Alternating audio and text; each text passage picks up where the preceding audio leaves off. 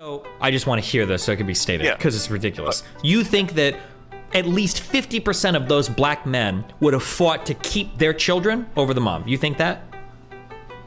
Yes.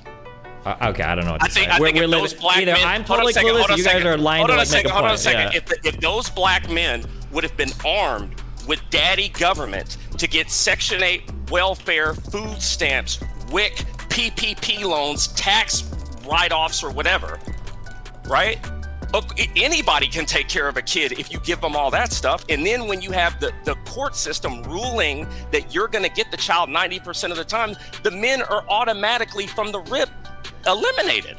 Okay, so how do you square this away? And maybe you don't agree with the angry man who said this, so maybe the angry man wants to amend a statement. Yeah. How do you square this away with the fact that like it's only like a few black men are knocking up like 50 women? Like, you're telling me those men, if it's only a few men that are fucking over all of the women giving the babies, are those guys just trying to find a kid that they can eventually keep, or what's going on there? Would that guy want to keep every child, or what? No, those are the deadbeats. That's why I cited that stat, 8%. Those are the deadbeat guys. No guy of any value is going to try. Let me say something. The difference is, right, that those men don't get handouts from the government and sympathy from people such as yourself when they do those things. Wait, but you could. When women, so you're telling me there's a massive amount, those men get, the type of men that do that get Section 8 as much as women? If you have a child, isn't the Section 8 qualification only based on income? And then you also get the same tax write-off. You get the same. Look at how it's being distributed. No, you can't ask me how it's being distributed, because if more women are single moms than more dad are single dads, then of course more women are getting Section 8. Of course. Who gives the child to the mom? The moms are taking care of it. How many of these guys have left before the kid is even born? How do you know that? How can you quantify that? We can literally look up numbers. Go ahead, quantify how many dads leave don't put their name on the birth certificate, versus how many men. We literally can find the data for men that lose custody of their children in court. Show me the data of men that leave their child at the hospital. Okay, I can try to find this, but it's going to take me a little bit because I don't have this number like offhand. But I mean, I can try to find it. But why do black men have this unique problem when all these same welfare systems exist for white people, for Indian people, for Asian people as well? Why do black men have this unique problem? Did you really ask that question? Well, number one, I do think, so hold on a second, I will yield a couple points to what Destiny's talking about in terms of crime, right? I do think that there is a culture of crime that is present, right? But I do think that when it kind of is a chicken and egg conversation. I think that when you're raised in a single mom household, that it kind of is a cycle, right? That's what I honestly think. So I do see what he's saying in terms of crime, but at the same time, it's not like the court system. It's not like if a black father out there wants his child, that the courts, even if the mom is strung out, that the courts are going to do everything to make sure that black father is able to have his kid. Well, here's the reality. These are the numbers when it comes to, well, not the numbers, but this is the reality when it comes to black families. When you have black families, when there is a structured black family where you have the father and the mother, the child is way more likely to succeed and not get in any trouble and things of that nature. Also, if the child is awarded, if the father is awarded custody of the child and he's being raised by a single father, he's less likely to get into trouble. The only time we see black men growing up and getting into a lot of trouble is when they're single mother raised. Now, the reason why this is, in my personal opinion, because I can't really quantify it, is because the women of today are not really taking the time to actually teach those children. They're actually zoning out. They have the children in the household running buck wild, they go outside, they run buck wild, and they're not really playing a heavy role in those children's lives. So that's what's going on culturally. Yeah, but the question is, I'm sorry, I'm trying to look at this number. So here, this is like, because I've never looked at like this particular data before, but listed someone here, apparently 32% of black newborns have no father listed on the birth certificate. Now this is just this is just Cook County, Illinois, but damn. That's one part. That is one part. Do you have any numbers on how many black fathers are listed on the birth certificate? I know that I have numbers on how many children are awarded custody to their mother. Yeah, but that doesn't mean anything. I still have 90%. You have 30%. Yeah, but you don't know why the number is 90%. That's the whole part of that conversation. And you don't know why that number's 30%. Well, is it because they're maybe all the mom told him the wrong hospital? I mean, if you're just making up, we both could make up numbers. Okay. I can't think of many reasons why somebody wouldn't be on a birth certificate. If you can't, well, maybe the father dies. I don't know if that'd be a reason to give up. I can't think of many reasons why. If you can think of some, then that's fine. Plus, I can't think of a reason. Hold on a second. I can't think of a reason why 90% of custody should be awarded to women. Okay, I can give you a ton of reasons right now because women tend to be primary caregivers for children. Courts tend to prioritize the well-being of the child, and a lot of fathers that fuck a woman might just end up leaving completely. So there's like barely even. How do you know the last one? How do I know that fathers are more likely to leave mothers than mothers leave? How do you know that with something that is that radical, with 90% to 10%, right? How do you know that every single one of those was a father that just did not want to be there? Okay, so if it's 90%, how do you know if even half of those were a father that just did not want to be in the child's life? I don't know what the exact numbers are. If you're going to tell me that some men fight custody battles and they should win, but they lose because of a gender bias, that probably happens for sure. But when you look at a number like 90-10, that's not all sexism. A lot of that is going to be people awarded to mothers because the mother is the primary caregiver in that situation. I don't even know if the 90% figure is accurate, by the way. I'm trying to find a number on that. I think it's like last time I checked, 90%. I'm rounding up, but I think it's like 88 or 89. If you want to know where the 90% comes from, it's very simple. There are a lot of practices that go on in the court system that are still reminiscent of the past. It's still archaic. Okay, it's no different than the freaking marriage license. It's no different than any of that. We're still operating under the presumption that women are going to be better caregivers. That's the main reason. They automatically assume that when two people separate, the woman is going to remain in the house and the man is going to leave the house. So the court system does not want to uproot the child out of the house that they're used to living in and put them in another house. Sure. That's the reason. Here, like, now, hold on. Let me say this. For the 32%, that are not on the birth certificates, there's a few things that could be. One, the main reason is they could not know who the damn father is. That's one of the reasons. One of the reasons is you got so much promiscuity because here's the thing. When it comes to Black culture specifically, there are two things that are being promoted in our music, which has a huge effect on our culture, which is for the guys, gang culture, crime, drug dealing is constantly promoted. For the girls, promiscuity, acting like thoughts, that is constantly promoted. So when you have that going on, you have more young boys that are more prone to go out here and be part of gangs because they want to be part of something, or to go out here and sell drugs because they may have grown up with a mom that didn't have any money. And the other part of this is women tend to, when they're single mothers, they tend to look at their sons as a meal ticket. Oh, he's going to grow up and go do this, or he's going to go out and go do this and help with the household because that's the little man of the house, right? So you got that going on. On the flip side of that, you got the girls growing up, going out here, getting into the party lifestyle, all of that different stuff, getting pregnant. Sometimes they don't even know who the damn father is. Why do you think you had the emergence of these goofy shows back in the 90s where you are not the father, all of that goofy stuff? There's a lot of stuff that factors into that. Okay, so nothing you told me can be proven, right? There's no number, there's no data, it's just like your stories. I can try to find stuff, I'm just digging around to see, but like, so here's a couple of things that I found, right? This is talking specifically about like that 90% figure. That the certain men's rights groups have made the claim, and now the fucking page. Certain men's rights groups have made this claim. It seems obvious enough, given that it's that Chicago Tribune thing that I linked. It seems, this fucking dog shit ass fucking thing. Hold on one second. All right. It's giving me. Still don't know what an NFT is, but we got you. It's all right. I could tell. If you need me to tell you what an NFT is, I can explain. That's my favorite episode with him, the NFT. Jesus. Okay. Certain men's rights groups have repeatedly made this claim, okay, that mothers have an automatic advantage in custody cases. It seems obvious enough given that more than 90% of the children of divorced and single parents live with their mothers. But there's more to that statistic than meets the eye. Most divorcing or single fathers, roughly 90%, never ask for custody. In contested divorce and parentage custody cases, however, the father wins 60% of the time.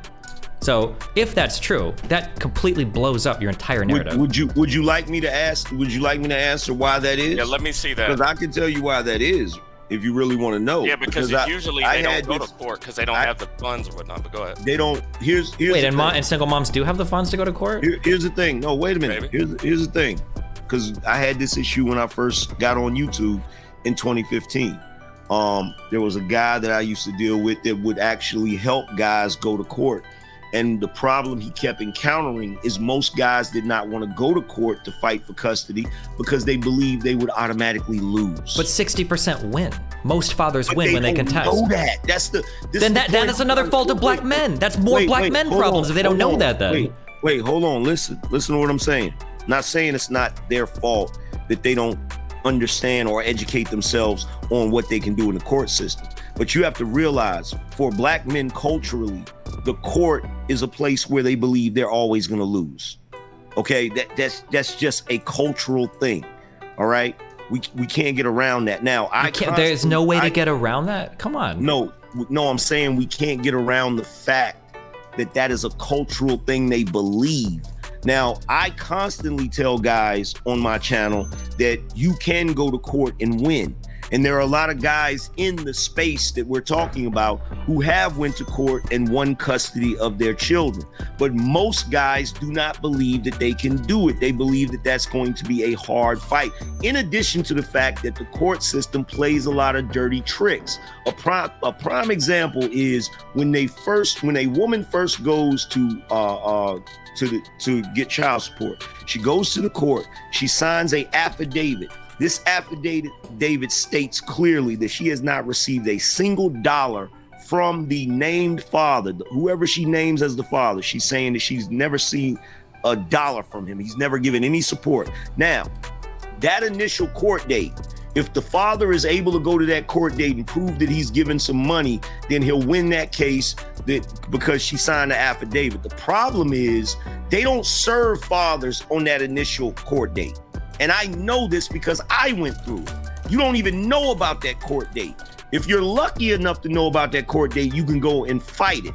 But what happens is you don't get served by a process server for that court date. Half the time, these fathers don't even know they're on child support until one day they look at their check and money's missing. And they're like, what's going on? Then they contact the child support division to find out what's going on. And it's like, oh, you owe child support. Then they give them then they say, okay, well, when did this happen? Oh, well, you okay, hold on. I'm trying to, this sounds like completely not true because of my personal experience with legal. Hold on, wait, real quick, because I'm just looking this up. So this is saying that like when you're doing like custody battles, you are right that the court won't serve the person, but that's because it's your responsibility. If you're not going to have your wages garnished for child support when you were never served anything. There's no possible way that's true. And this is saying here that if the other parent is not served within 120 days, your complaint will be dismissed and you'll have to start all over. You don't even know. Hold on. See, you don't know because you didn't go through it. Okay. I can't argue against your story. I can only go by like what's true. What I can see, like you. Number one. Wait a minute. Number one. Here's the reality. You will get served papers after you owe child support. You'll get served, but the initial court date, you rarely ever get served those papers. They will not track you down, is what I'm saying. They will not track you down for you to come to that initial court date. And the reality is, this has happened to me a couple of times because I kept having the same issue where I'm like, okay, I'm taking care of my children, but then she goes to the court to do whatever. I don't get the initial paperwork. Then when I go to court, I have to explain this to the judge. I did not get the initial Okay, here real quick, paperwork. because we don't need the whole process explained. So I just want to understand this. You're telling me that you could have two people living together, everything is chill. One person could sneak off to court, they could file for sole custody, go back home to the other parent, and months in it, everything can pass, and that whole process can be done without service ever being given to the party whose custody is being contested against. Yes. You can look, here's the thing. They have what is called a TANF check, right? A woman can go and she can apply for a TANF check. And the reason why she's applying for this check is she's saying, I don't know who the father of my child is, right? Or the father of my child is not around. I don't know where he's at, right? So they'll say, okay, we'll give you I'm this trying to like check. research this They'll give online. them that Everything is check saying the for, I think, opposite. the Can anybody process find is like a year, source right? for this? Because I super But can't. the amount of I can't money find that any they of this. get This sounds for that wild year to is me. the equivalent of child support. And that money is stacked against the father in arrears. Now, that once that year is up, that check literally stops and it converts into a child support case. He's never went to court. There are dudes that are in households with women that went and did this because they didn't know any better. And now the guy that is living in the house with the woman owes child support to the woman that's in the same household as him. I'm just trying to find like any like external thing. I'm just curious on this. Yo, the court system is screwed up, bro. When it comes to child support, it is screwed up and it is biased. Can I just address one of the articles Destiny put in the chat or the part of the chat? Yeah. I think it was the Chicago Tribune. He was talking about the 60% of the time, you know, the others, if they fight, they win. It mentions here that some of that 60% is a goal for the fathers are most likely to seek custody when the mother is egregiously unfit or dysfunctional. Yeah. And then it leads on to, after that, many of the other cases result from the mother's financial inability to support the child. Wait, either I'm lagging or he's Of lagging. course, I can't understand. related to the fathers. You have to Sway. You have to repeat it.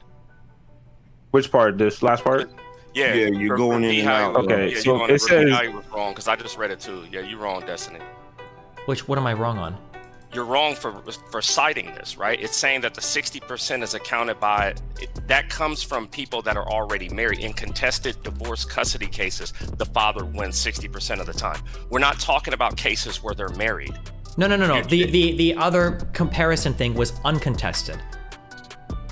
If 90% of children of divorced single parents are living with their moms, okay, and that's all uncontested because the dad never asked, well then of course that has nothing to do with the court. So that just goes to show that 90% of those time the children wanted to live with the mom, and the mom wanted to have the children. But the point that you just made from this Chicago Tribune thing was that women were awarded or men were awarded custody 60% of the time.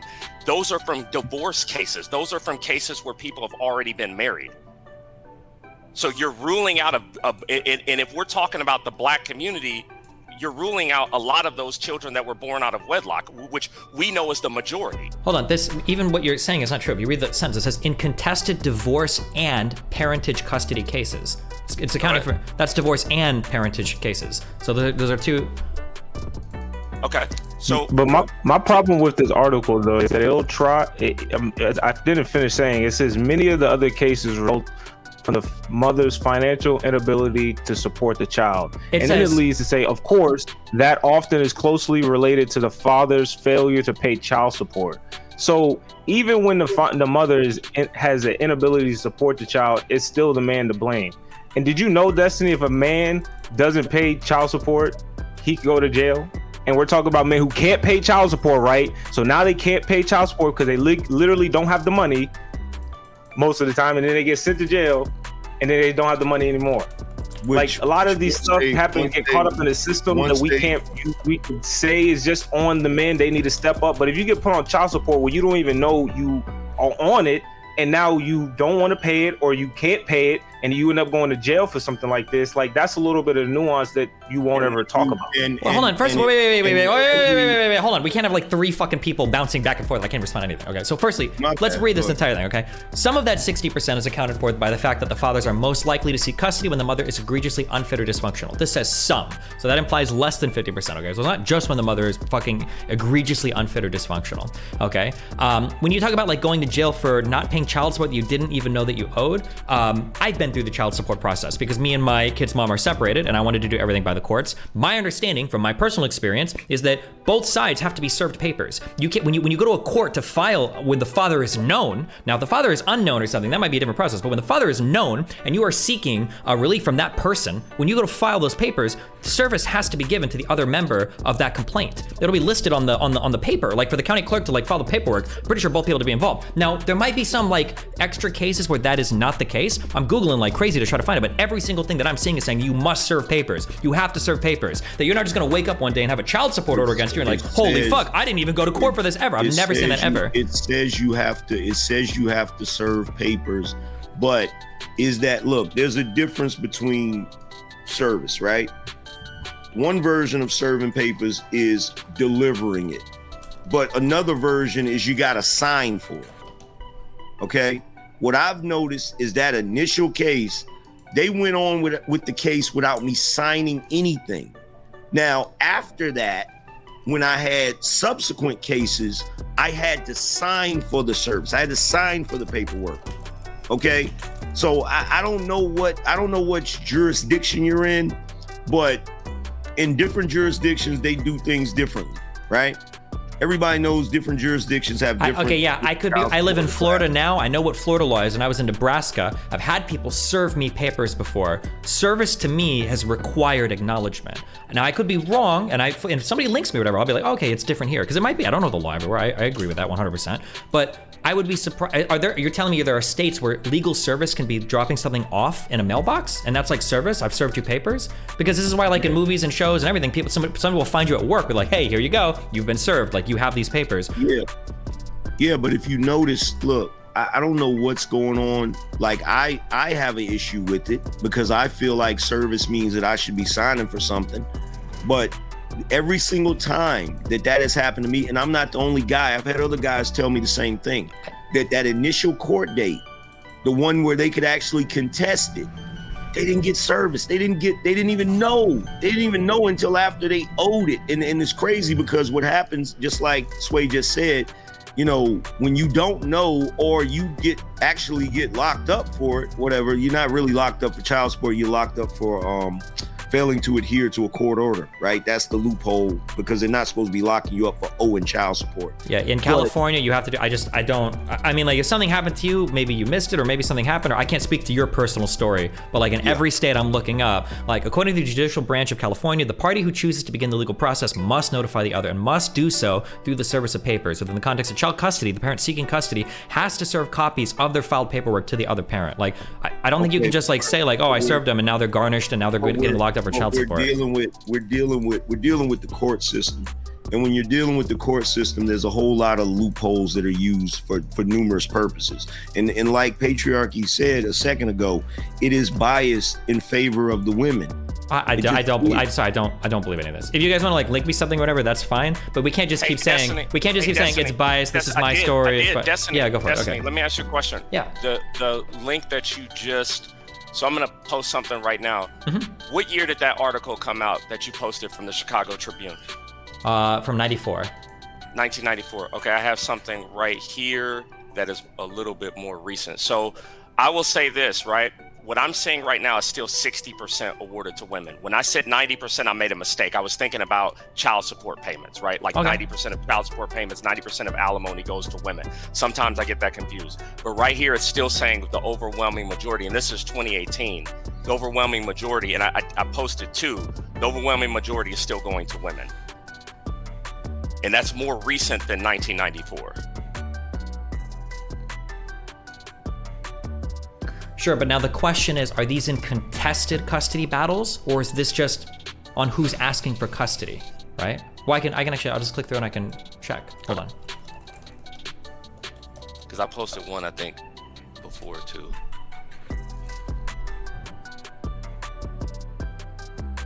See, I came up here because I mean, we can get into the whole, you know, custody and child support system and all that.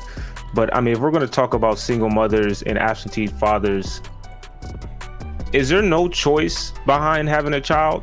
Yeah, there is. There's a choice for men and women. That's why I'm saying I wouldn't just blame black women. There's an attack on both sides there, I think. Also, just real quick, so this thing doesn't talk about like in custody fights. This could just be the census. I just posted the census one because I want to go direct to the primary source. Yeah, so sure. I clicked through to this too, but just real quick, there's like 19 pages. Like I can scroll through and look, but like it's gonna take me a sec. But like because I control left in this, I tried to find contested, control F contested, and this doesn't look like it's talking about contested custody. This is just talking about where do the children tend to live. But it doesn't talk about where it's awarded. Let me look through it myself. Hold on. So I bring that up because Destiny, I don't know if you are very hip to what goes on in the black community. I don't expect you to be. But as a common narrative, even before I was born, that I don't need a man and I can do all bad by myself. I can raise a kid by myself. I don't need a man to raise a child. There are videos from early as the 60s to the 80s to the 90s to the early 2000s that show multiple times black women saying, I don't need a man in my life to raise these kids. Yeah, but where did that come from? Their grandmothers. And why? Because black men were getting locked up, because black men were selling crack, because black men were killing each other in the streets, right? Yeah, so it's not surprising. This comes before that. Black women weren't saying this in the 50s. Black women were saying this in the 50s and 60s. They were saying these in the 60s. This started in the 60s. This came very, very prevalent in the 60s. This started before the whole crack epidemic and everything that the narrative behind black men. We are always the guinea pigs when anything happens in America. And breaking up the family homes was clear, shows you the outcomes in the black community. I tell my girlfriend this all the time. As much as y'all preach this strong, independent, I could do bad by myself. I look so look bad at the black arguing community this. and see where we're at. As much as y'all think you can, the outcomes you get as to when women rebel against their men in totality and say they can do all bad by themselves, they don't need a man to raise a child. You get a bunch of degenerate children who are either strippers or in jail, or like you try to say, some drug addicts that don't do shit. I mean, you can point to black women all you want, but like, what are the black men doing? I'm not complaining. I'm just stating. Just stating reality. I'm not going to sit here and say there's no responsibility on black women to be more careful about who they open their legs for, right? I agree with that 100%, right? But you can't turn a blind eye to black crime, to black drug dealing. You can't turn a blind eye to black successful people that get big in certain communities and then propagate a culture that is destructive to other black men, right? And those are black men leading those types of cultural norms as well. So I don't think nobody's blameless. But my question is, who's being kept alive by the state more? Who's taking more from the state? I don't know. I don't know. I don't know the answer to that. Wait. Well, the question is, what costs more, welfare for a black child or the amount of money we pay every year to incarcerate a black man? I don't know what the anscer to that is. Do you? Well, I mean, even if you want to look at... They actually make money off of incarcerating black men. We're not paying. You got to realize, we now have privatized prisons. So privatized prisons actually get paid to incarcerate people. They actually get paid so much every day for every single day that you have an inmate in that prison. So it's not us that's the thing where we think, oh, we're paying for these prisons. We're not paying for these prisons. Well, first of all, what you just described is we are paying for those prisons, right? The government has to pay other companies to do it because it's not profitable. It might be profitable for that company, but overall it's a drain. That's why the money has to come from the government to do it. But also, private prisons are less than 10% of all the prisoners in the country. Right? Private prisons are like this huge thing that's like housing everybody. It's like 8% of people are housed in private prisons. You said 8%? Yeah, and we're losing money on that. You got a stat for that? You got a source for that? Yep, right here. I think it's almost right at the top. 26 states and federal governments incarcerated 99,754 people in private prisons in 2020, representing 8% of the total state and federal prison population. Put that in the back chat for me. The thing, I get what you're saying. I just think that you should blame the people for blame one group for what it is that they're doing, right? So I don't disagree with you talking about blaming black men for dealing drugs and committing violence, but at the same time, right, to go back to your original statement, you said black women were the backbone of the community, right? Yeah. You said that they outnumber black men 3-1. In some communities, yeah. In some communities, but in general, right, there's a lot more black women than they are black men. How is that backbone doing? Well, considering women are approaching black men in income, I mean, that's one thing. Black women are outgraduating black men, right? Okay. I mean, like, it seems like they're trying, but I'm not gonna sit here and tell you they're doing great because that's not a great position to be in. The broad, here's just, I think you're misunderstanding me. I'm not here to shit on black men, okay? Like, for every issue that I brought up with black men, why are they selling drugs? Why are they killing each other? Why are they doing these things? It's because the lot in life they've been given goes back to, fucking slavery is fucked. There's a whole bunch of shit. Disagree. Okay, you can disagree if you want, but black families don't live in certain... nothing to do with you dealing dope. Okay, that's fine, you disagree with that, but I'm a liberal SJW blue hair, so this is what I believe, right? That even through fucking Jim Crow and before the Civil Rights Act, where your grandparents were allowed to live, what part of the city you could have a house in, all of this shit. What? Were they dealing dope? No, but they were getting fucked by anybody that could fuck them, right? Here's the thing. Hold on. Wait. Let me just make my point, okay? I'm just saying that like I understand why the issues in the black community that exist for men exist, and I'm not going to sit here and say fuck them for that. But while I'm acknowledging that, I'm also going to acknowledge the issues for black women as well, right? When black women are like, oh, I don't need a baby daddy, I can do this shit on my own. Fuck black men, blah blah blah blah blah. Well, that's a response to black men. The same way that black men not trusting cops is a response to cops fucking over black men. Black women not trusting black men is going to be in response to black men fucking over black women. I think we have to understand at the end of the day, like everybody's reacting. Hold on a second. Yeah, go. But with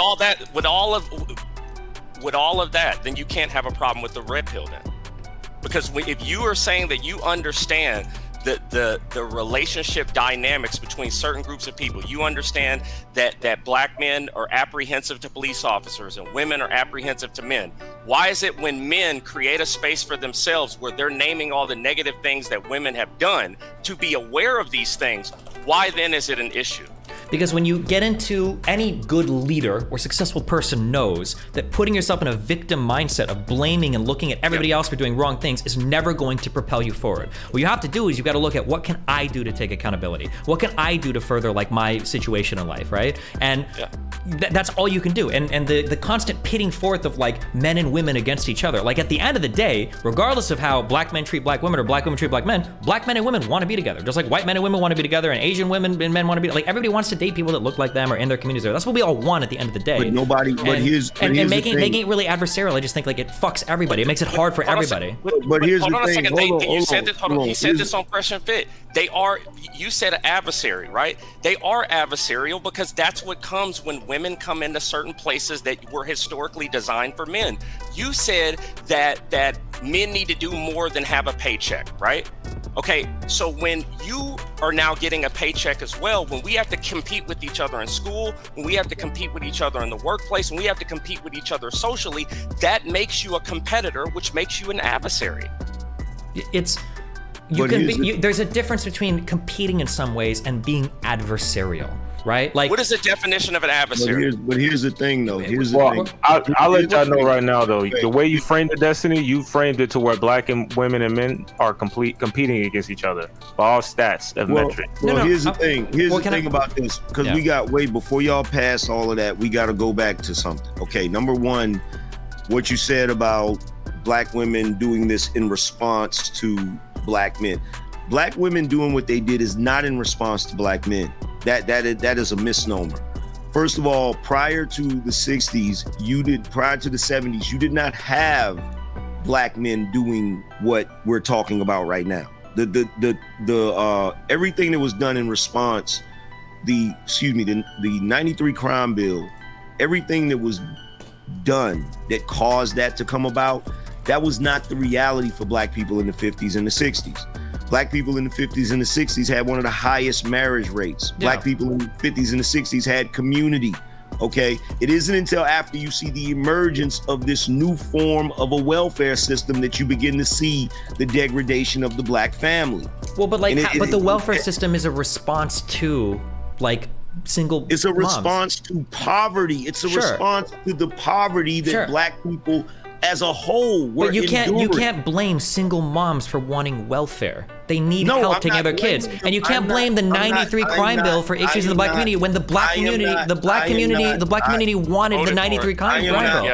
Wait, hold on. Number one, I'm not blaming black women for wanting welfare, because they were in the 60s, they were in a state where they needed it. What I can blame them for is once they saw how it was disproportionately affecting their community, I can blame them for creating a lifestyle choice to be on welfare. In this day and age, you have black people that are on welfare as a choice. They are able-bodied and they can do something else, but they're choosing not to. So I can blame them for that. I can blame our system for incentivizing having children. Now, as far as the 93 crime bill, I'm not saying, that black people didn't ask for it. Yeah, the Congressional Black Caucus, which many of them do not even really represent us. Okay, that's number hold one. on. Yeah, they voted for him. Wait. Let me say this. they do not represent our best interests. Okay. Now, I can blame the 93 crime bill for mass incarceration, and I'm not the only one who has blamed the 93 crime bill for mass incarceration, not just of black people, but Americans in general. So no, that wasn't solving a problem. Well, okay. Crime did go down though. Like I gotta be honest. Unfortunately, hold on a second. The thing is this, right? I'll be that. I'll be a coon. Listen. At the end of the day, whatever's gonna make the crime go down, I'm pro crime bill, right? I think that the crime was so high in the late 80s and the early 90s that even, like you said, black people had no choice. And let's be honest, right? When you talk about the Congressional Black Caucus, a lot of black people did put those people in power, right? And black people back then, different from right now, they wanted safety and security. And I mean, Biden's I can agree to that, but there's only one problem. When you have a number of factors that are going to cause black people to get disproportionately policed, disproportionately locked up. But that's because the crime was disproportionately in black communities. It was crazy. It was crazy. Wait a second. See, y'all are not. See, this is a little bit of a disingenuous argument, and this is me. I'm gonna be a liberal for a second. We got to have a better solution other than just locking people up and throwing away the key. I agree. I think everyone agrees. Everybody agrees, but the problem was that the crack was destroying the black community. Crime was rampant. The homicide rates in the 90s were fucking wild. Places like New York were fucking battle zones. And like, was the crime bill the best solution? Probably not. But like this idea, and I'm not saying you guys are doing this, but a lot of people on my side, a lot of the white people will do this shit. We're like, oh no, in the 90s it was just white people being racist. I don't think it was. I think it was black people who saw their communities getting fucking destroyed that were looking for any type of answer to those problems. And if mass incarceration was the way to go, then like that's better than. I'm pro crime bill. We need another one. That exacerbated the problem. That made no. It solved the problem, but it created another one. It did reduce crime. It didn't solve it. It reduced crime, but it made other problems like mass incarceration of black men. It hurt black families, right? I agree with that, but. I agree with you during the time. It was a Band-Aid, and what it did is it created another offset of black culture. It created the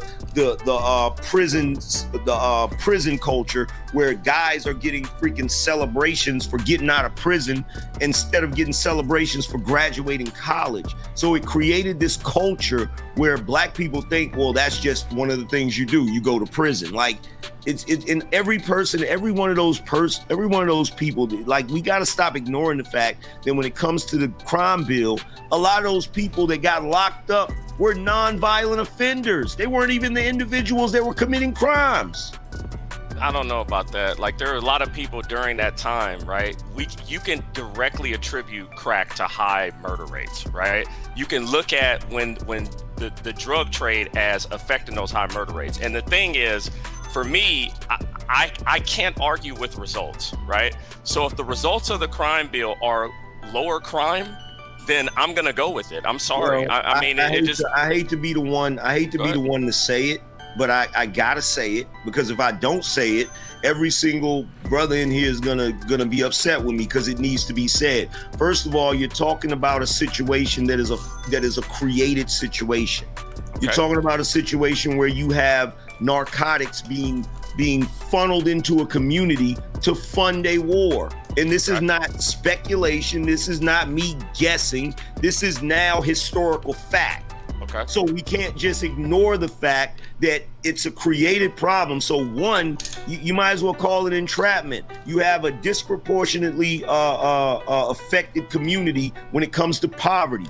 You put something in that community that's going to cause problems, and then once the people engage in that activity, you lock them up. There actually might even be a class action lawsuit case if black people got their shit together, if you really want to be honest. But I just had to point that out. Yeah, but at the end of the day, the thing that a black woman would say is nobody's forcing you to buy crack. Nobody's forcing you to sell crack, and nobody's forcing you to kill somebody over crack. Nobody's forcing her to be on welfare. No, she's not. But if she needs help taking care of the child, like, I think nobody forced her to have a baby by a crackhead. Hold on for a second. The same thing that you just said can be applied to if you got a kid that lives in the projects, he has no options but then he sits there and he sees all of these people on drugs, and he knows he can sell drugs to make money to feed himself. That's no different than these people going down there to the office to get welfare. Sure, I'm not saying it's right. I'm the liberal here. I agree with you. Okay, 100%. The situations are fucked up. The only thing I'm pushing back on is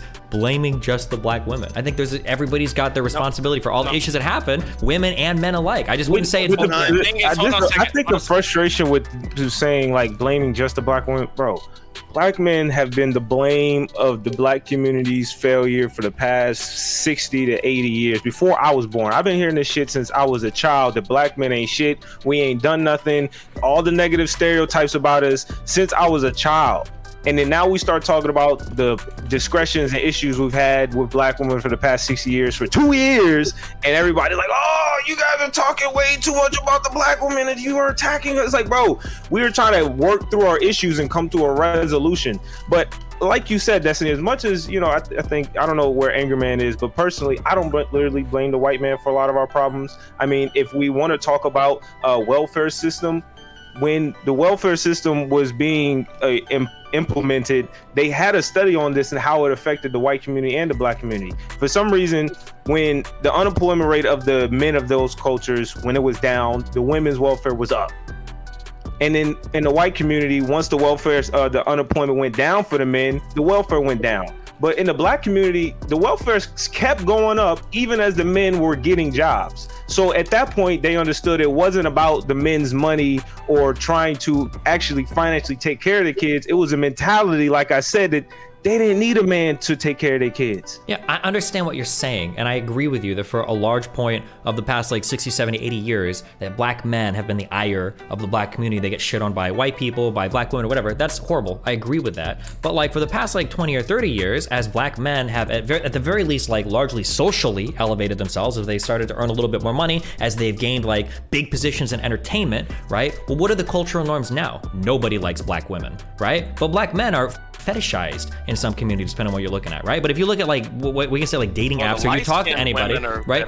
Sure, yeah, light-skinned women are, sure, but I'm just saying that like black women are like down there with like Asian men in terms of like the types of people that people are trying to like date or emulate or whatever, right? So the idea that like today, I think that some of the standards have switched a bit, that there are black men that are gaining a lot of wealth, right? Not even just millions in entertainments, but sometimes past $1 billion for a lot of these musicians like Jay-Z and stuff that are coming out like starting businesses and stuff, right? I think that black men have done a good job in some places of getting really far, but it feels like some of the complaints are that a lot of that reinvestment doesn't happen back into the community, that a lot of that money is used to further negative cultural trends, right? People look at like Jewish people and it's like, fuck, well, what do, right? They hire their friends, they're doctors and lawyers for each other, they help each other out, and I was like, okay, well, what do black men do with their money? They make more songs to tell them to go kill each other, right? Well, I'm just saying that, I'm just, again, and I want to reiterate, I'm not trying, hold on, I just want to reiterate, I'm not trying to shit on black men. No, Destiny, in this space, we would agree with you. Sure, okay, yeah, I'm just saying that I just don't like the focusing on. Sure, I just don't like the focus on shitting on black women. I think there are problems on both sides. Here's my thing. Well, we're not shitting on them. We're just bringing out issues. No, I agree, and there might be issues. Well, the Angry Man started by saying most of the problems in the black community, or maybe the majority, the vast majority. I don't know if you guys want to give it a percentage, but he was saying it was mainly black women's fault. That's what I was pushing back. No, what I'm saying, no. What I'm saying, look, here's my thing, because you don't watch me, Destiny, but these other guys watch me. Sure. There have been plenty of times I've had this conversation about what black men need to do and the problems with black men.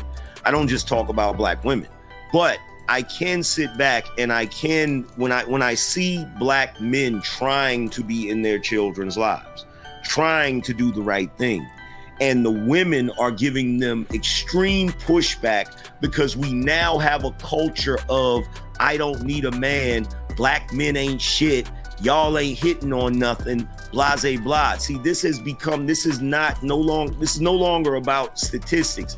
This has become a cultural trend. Yeah, I agree. For black women to be against black men. Yeah, and that's shitty, and I agree with you. But again, like sometimes what's sold in culture is like, what is a successful black man? Somebody that finds a really hot white woman. Look at Deion Sanders. Look at Deion Sanders, who walked away from that HBCU to go coach in Colorado or whatever, right? Instead of staying, right? Which he should have. Okay, maybe he should have, but I'm just saying. That's civil rights, though. Sure, I know, but I'm just saying that people getting away from other black people. Well, but I don't think, I feel like the people in the, I don't think that people like that appearance, right? Usually the idea is that people try to help their communities and give back and do what they can to like elevate their communities. But it feels like the success path for a lot of really successful black men is getting as far away from their community as possible. And right? you know That's why? what happens you know when why it's this dangerous. is? Because this happens because when you have guys like a Nipsey Hussle who tries to turn his life around and try to do something positive. He's in a relationship with a black woman.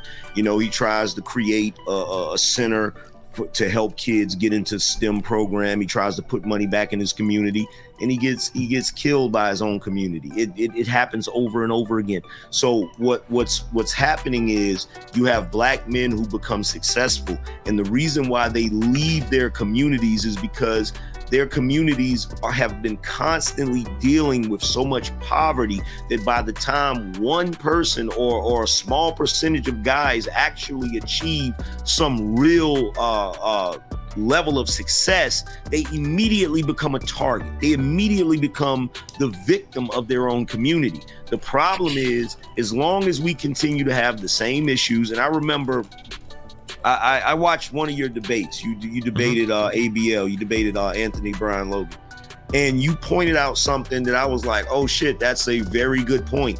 Where you said part of the reason that the black community might have issues is because we don't really have a lot of after-school programs. We don't really have a lot of places for these kids to be. And what they end up doing, and this is me adding to that, what they end up doing is they end up becoming, being part of gangs and getting into trouble and all of these different things. So the problem that we have in the black community, I have told everybody over and over again, is that we don't participate in our local elections, and two, we don't really have a family structure anymore that's raising children properly. Now, if you really want to point the blame when it comes to that, yeah, you can say, oh, the fathers are not there, blah, blah, blah, but we are ignoring the fact that the mothers are there. And there used to be a time where even when there was a single black mother, she still raised well-rounded adults that were able to function in society without being criminals. But nowadays you don't see that, and you don't see that because there is a failure going on amongst black women who are single mothers, and nobody wants to acknowledge it because, like always, we still have the same mindset that we've always had throughout history, which is whenever a woman is perceived to be attacked, then everybody has to protect that woman. Instead of holding her accountable. Men, we can talk all day about what black men are doing wrong. Black men are being held accountable. Black men are going to jail for owing child support. Black men are being incarcerated for committing crimes and selling drugs. Women, however, are doing a lot of goofiness, being very neglectful to their children, and they're not getting any sort of reprimanding. They're not getting any sort of punishment for it. If anything, they're getting a lot of America in general just gives praise to women's totality. It's not even black women, just women's attitude, their weight. If they have if they have a child out of wedlock, a lot of times they're not negatively shamed for having that in 2023. More often than not, they're empowered to be these things, and we're not to judge them for it. Yeah. But if you want to talk about the financials part about, we could talk about money from the men who doesn't get back. I mean, black people do a lot of dumb shit in totality. We could talk about the churches. The amount of money we spend in the churches, and that's not any type of recycling system that gives back to its community. We talk about the Black Lives Matter movement. Where was our black churches at there? Our black churches are bought out by the government. And that was and we still go spend money there. Sure. And most of the churches are filled up by black women. Let me respond real quick. And that was a movement started by women, BLM. Yeah. How successful was that? Okay, real quick. So for the angry black guy, the angry man. Sorry, fuck. That sounded bad. The angry man. Okay, so I agree with you when there are issues that successful black people have to face that I don't ever have to think about, right? I don't have to think about trying to leave my community if I become wealthy because I'm gonna get killed or some crazy shit like that, right? I acknowledge those are problems that exist, 100%. But if that is the case, that if you become successful as a black person and you want to bounce because you're worried that you're gonna get for staying somewhere, how do you not see that wouldn't create a ton of resentment in the black women of the community if all of the successful black men want to leave, right? I never said it didn't. Okay, sure. I totally agree. I never said it didn't. There are a lot of, I hear all of the complaints. Well, wait. Let me just respond to the other two things real quick too, right? The other things you were talking about for black women are, you know, making poor choices or whatever. It seems like black women are slowly carving their path out, but their path out is literally like them abandoning the black community too, where you've got a lot of them will talk about like divesting, where black women get abortions more than any other class of people, which I think hurts the welfare seeking point, because if they were seeking welfare, I don't know why so many of them would get abortions. And black women are starting to attend college more, and they're starting to get better jobs, so they're starting to close that income gap with black men. But in this scenario, there are like paths to success for black men and black women, but because of the rhetoric where black women are constantly shitting on black men because their baby daddy left them, because they got hurt by some black dude, where they tell their black sons that they ain't shit their entire lives, and now these guys are growing up with their minds fucked, right? That's not good. But then black men constantly attacking black women, saying, you know, these women are shit, they've been shitting us their whole lives, they hold us accountable for everything. Meanwhile, when they up, they get welfare, they get housing, they get everything handed to them, and then we're demonized for it. This world of like adversarial shit is just making it so that really successful black men and successful black women, their goal is to just get the out of the black community. And that type of overall divestment where everybody's an enemy and everybody wants to get the out, that just seems to be like a really bad path to go down. Why? Well, because I'm gonna sound like a cuck, I guess. I don't know. Like, I would want to see like the black community completely destroyed because all the successful people just want to leave, right? But Destiny, that's the future, though. Well, I mean, that's the future. That's progressive. That's what we need, right? But that's the future you guys are fighting for. Is the fighting on both sides. No, we fight for us to stay together. Like I said, a lot of people in this space don't like Fresh and Fit. I know you've been hanging out with them, and you. Sure, like, those are the communities that I'm. Yeah. We don't really with them, nor do we agree with them. A lot of times, we want some of the stuff some of the stuff they say, but the whole like the anger part that they give with the incel energy, cool. We don't really with that. We hold black men accountable for our actions. We just hope black women could come to the table doing the same thing, where we could come to resolutions instead of trying to compromise and we both leave unhappy. Yeah, sure. I think that would be a good thing. Just as a warning, I've got something I've got to leave in like 5 or 10 minutes, so I don't want to feel like I'm running away. But you guys can all give your. No, I'm not gonna keep you. I appreciate you coming. I don't think it can work. I think the best thing is for, as you said before, for both people to just get out, right? I think that, as you said earlier, with the evolution, it's going to make us adversarial, right? The fact that we are competing for a limited amount of resources, we're both trying to get to the top, and now we're competing with each other. I mean, I just think that this is the adaptation that you were talking about. That seems so sad, though. Like, the adaptation has to be like the destruction of the black community. Like, it just has to like disperse into everybody else. And it happened during civil rights. Well, civil rights, it already happened. The black community, the issue. I'm gonna say this, and I'm gonna let you go. I'm pretty sure you guys go for it. The black community. The problem is, and a friend of mine once said this. It needs to be razed to the ground and rebuilt. Plain and simple, because it's and really, to be truthfully honest, in my opinion, this is just my personal opinion, I'm pretty sure Sway and Patriarchy agree with me. I think it's time to get off of the black culture and just be American culture. That's just me personally. That's just my personal opinion, because this whole idea, because it's too much conflict, it's too much goofiness, it's too much foolishness, and you know, there's a lot of things that there's a lot of ideologies and a lot of ideas that just need to come to a stop. It just needs to come to a stop. And if I had the power to, I would abolish the welfare program. Like, that would literally solve the problem. I will agree with you that there's like a lot of goofiness, but like, don't you think there's something to be said for the fact that there was a group of people that was enslaved in a country for over 100 years, and then civil rights is for however long until 64. But despite all of those setbacks, black culture has become, in a lot of ways, like almost the predominant culture of the world. That America's most important contribution to music arguably is jazz and rock and roll. It came from black people. That the most popular form of music today is rap and hip hop all over the world. I can go to any country in the world and hear Kanye West. Well, maybe not Kanye anymore, right? But I can hear like rappers like all over the world being played. Like, I don't know, it feels like throwing all of that away because there are problems right now and just saying it, when there are so many unique contributions to like the world community from like the African Americans in the United States. It wouldn't be possible without white people. We already threw it away. And the reason why I say that, I had this discussion the other day. We already threw it away because if I were to have a conversation with the average black person the average young black person today, they're not gonna know black people's contribution to jazz. They're not gonna know black people's. If I ask them, name 5 jazz musicians that were black, they're not gonna be able to tell me. If I ask them who Ernie Barnes is, they're not gonna be able to tell me. Like black people have already tossed away the best part of our culture. They've already tossed it away. There's only a few of us. There's only a handful of us out here. And when I say a handful, I mean a small percentage. There's only a small percentage of us that actually still value all of those things. Now what we value, now what we're starting to be known for is gang culture, going to prison, twerking, and all this ignorant shit. Like it's unfortunate, but it's reality. Black history in America right now only goes back to the 90s. That's really it. Like, is you just started NWA, and if it ain't anything before NWA, niggas don't care about. People barely know what NWA is, especially the younger generation around my age, and that's only because they made movies about them, and Ice Cube is still relevant, and all these other things have been going on in the past, their childhood.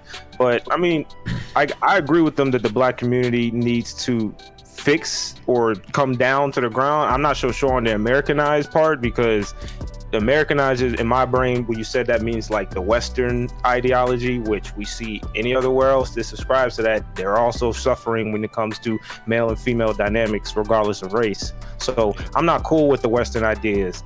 I also don't think it's as absolute to go back to the traditional, where a man is required to do 100% of the bills in 2022 on average. That's just not.